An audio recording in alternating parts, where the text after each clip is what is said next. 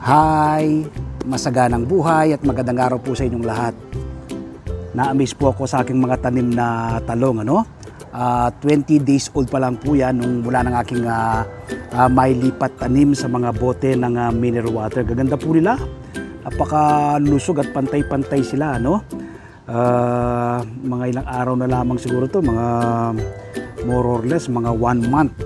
Meron na ako na namang haharvestin na bunga rito, magbubunga nito mga to. Tingnan nyo po, napakaganda nila, lulusog. Ang gaganda. So nung mailipat tanim ko ito, pinunla ko po muna to, tapos nung nasa na po sila, mga 15 days na po ng aking pagkakapunla, nasa na po yan mga 2 inches na po yung kanilang laki. So na-transplant ko na po sa mga bote ng mineral water. So ngayon, ayan na po sila. Ganyan po kalalaki na at pantay-pantay po sila. Wala pong naninira. Kung mapapansin po ninyo, wala pong naninira sa ating mga tanim na alaman dahil regular po akong nag-spray ng OHN. Ano po ba yung OHN? Ito po yung pinagsama-samang bawang, sibuyas, sili, luya. Ginagayat ko po yan, tapos bine-blender ko. Tapos nilalagyan ko po ng pulot. Kabisado niyo po ba yung pulot? Yan po ay molasses sa Tagalog. Sa English din yata molasses din ang tawag dyan. Sa amin po kasi sa Pampanga, pulot. Mula po yan sa tapon, mula sa paggawa ng asukal. So yun po, 1:1 po ang ratio. Yung mga mixture natin ay kunyari nakakuha po ng isang tasa din po ng molasses. Paggaluin nyo po yan, tapos i-ferment nyo po ng 3 weeks. After fermentation, kukunin po yung katas. Tapos sa isang kutsara ng katas, lagyan nyo po sa 1 liter na tubig.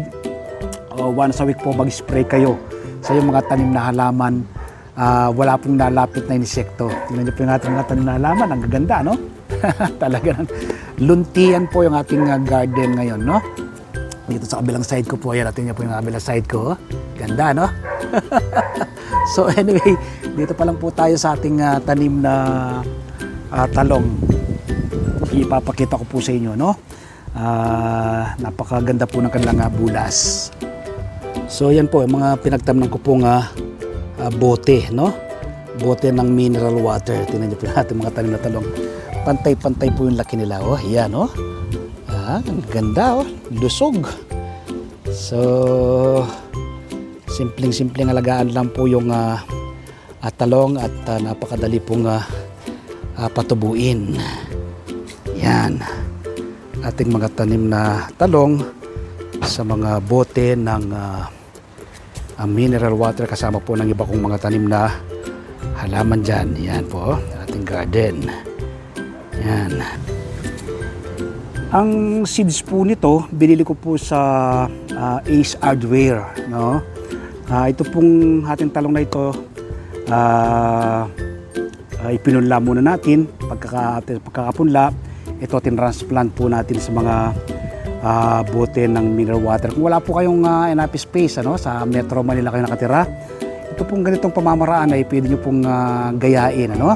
Kapag nakatanim na sa mga boteng ganyan, kahit ilagay nyo po sa sementadong kalsada, sa gilid ng kalsada, yung hindi po natatamaan ng sasakyan, hindi matatamaan ng tao na dumadaan, So after ng mga 2 months lang, meron ka nang ma-harvest na sariling bunga ng tanim na talong at habang buhay yan, malalabas ng bunga. So makakatipid ka na, makatitiyak ka na masustansyang pagsasaluhan ng buong pamilya, makakatulong ka pa sa pagpreserba sa ating inang kalikasan. Ang lupa po na aking ginamit sa aking pinagtamnan ng talong na ito ay 60% buwagag na lupa, 20% ay vermicast, another 20% ay coco peat. Habang lumalaki sila, nagdadagdag po ako ng vermicast. Kaya kapag bumulas ng maganda ang ating tanim na alaman, hanggang po sa kanyang paglaki, kapag nagdadagdag kayo ng vermicast, bubulas po ng maganda yan.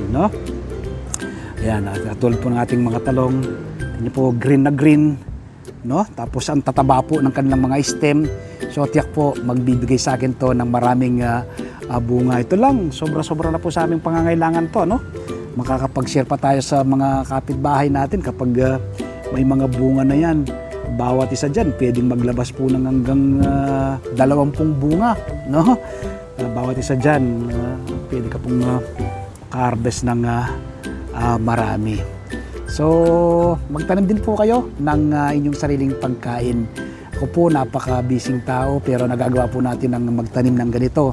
Ako po kasi bago umalis ng bahay, papunta sa opisina, papunta sa mga meeting engagement ko, binibisita ko po muna ng aking mga tanim na halaman.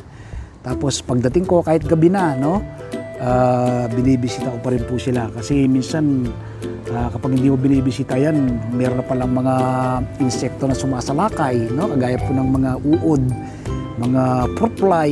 So dapat tinitingnan po natin ang ating mga halaman nang sa ganun ay maibigay yung kanilang pangangailangan. Kapag naibigay mo ang pangangailangan ng isang halaman, may buhay yan, maibibigay, susuklian niya po yun. Magkakaroon siya ng maraming bunga na ating mapapakinabangan. Ganun din po, no?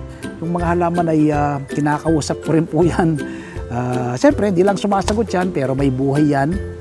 Nafe-feel mo, no? Yung kanilang paglaki, no? Kaya naman ay kapag kinakausap ko, o lumaki kayong maganda, magbigay kayo ng maraming bunga, ibibigay kong pangangailangan ninyo. So, ganoon pa nga yung sinasabi sa kanila. So, majority naman po sa ating mga tanim ay susuklian naman po yung ating caring o pagmamahal sa kanila. So, magtanim din po kayo ng inyong sariling pagkain. At invite ko po pala kayo, no? Every Sunday, manood po kayo ng aking TV show na Masaganang Buhay.